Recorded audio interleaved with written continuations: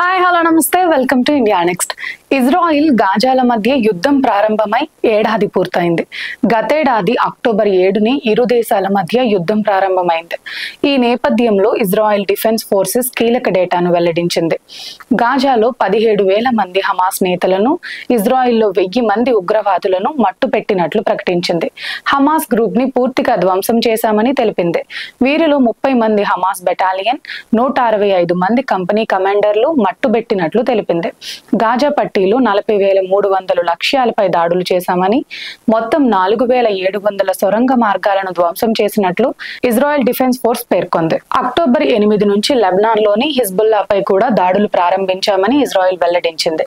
హిజ్బుల్లాకు చెందిన మొత్తం 800 మందిని మట్టుబెట్టగా వీరిలో 90 మంది టాప్ కమాండర్లు ఉన్నట్లు పేర్కొంది. 11,000 హిజ్బుల్లా స్థావరాలను పేల్చేశామని నివేదికల్లో వెల్లడించింది. ఏడాది వ్యవధిలో 26,000 రాకెట్లతో దాడులు జరిగాయని, వీటిల్లో గాజా నుంచి 13,200, లెబనాన్ నుంచి 12,400 ప్రయోగించినట్లు వెల్లడించింది.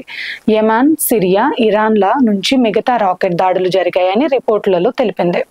వీటిల్లో వందల సంఖ్యలో రాకెట్లు ఆయా ప్రాంతాల్లోనే కూలిపోయినట్లు వెల్లడించింది.